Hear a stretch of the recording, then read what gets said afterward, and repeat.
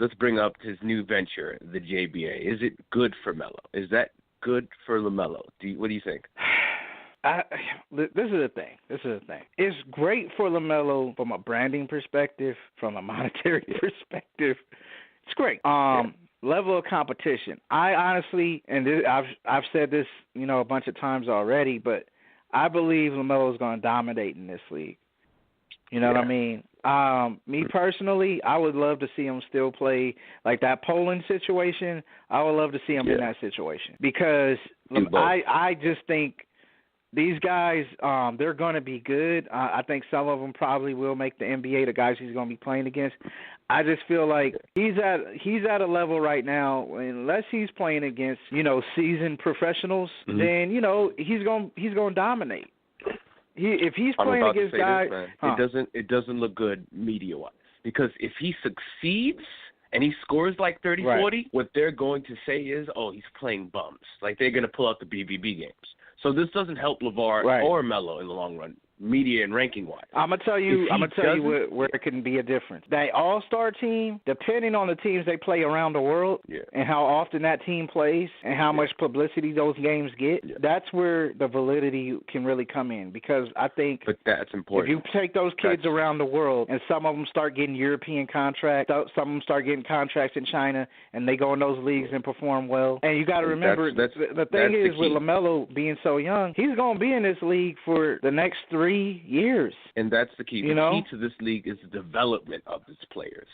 Right. It's the development, not the games. It's the development. Right. So it's like 16 years old. Yeah. I just think he's going to dominate, though. I really do. Like, I know that sounds, he's going to be playing against older guys. Some of these guys are, D1 level basketball players. Some of these guys were 4- and 5-star recruits that just couldn't get the grades together and all of that. But LaMelo's been playing against those type of players pretty much since he's been in high school. He's been playing, like I said, his freshman year in high school, he was already playing against guys that are in the NBA now.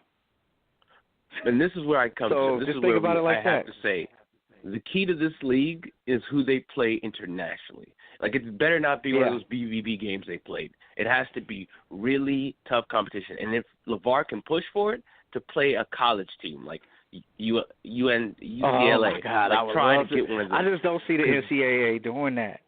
Oh man, that would work. Play a college team. Because the that would work. NCAA there would be so that. much intrigue. They play. Like, could you imagine if the JBA teams. guys played the UCLA or something like? Oh my God. Oh man, if they spanked them, the credibility. Oh man, that's where it comes, because they have to beat one of these American college teams in order for the media to change their minds. Only way this is what can happen. These American college teams, what they do is they'll go overseas and play these international teams around the world, right? These lower-tier international teams. And quiet as it's kept, they don't always dominate those games. Oh, they lose. Sometimes they lose. Talking about that, what was it, Texas, A&M? One of the high draft picks, I forgot his name, Amuto or something? He's probably going to be 7th draft pick. He was getting spanked silly by Australian teams. That if no one was talking about it, they were losing by 18. So... Well, when Lonzo was with UCLA, they didn't get spanked, but they went to Australia and played some pro teams, and they lost some games. Yeah. You know what I mean? Lonzo didn't play particularly well either. You know what I mean? He played much better when the regular season started. But yeah, they had because some he's a pros. Right? Exactly. And so see, that's where that's kind of where the brilliance of Triple B and kind of like creating their own league and their own brand and everything comes into play, because they can put this out there. They can be like, look, UCLA or whoever played the whatever team, and we played them, and when UCLA played them, they lost. But when our guys played them, they won. Yeah. You see what I mean? They're going to need a spokesman to say that instead of LeVar. Well, I kind of see them doing that because, they pulled out AB the Hero in. They pulled Fresh Talk in. Those guys are capable of doing that. They're building an audience, and they got some other guys.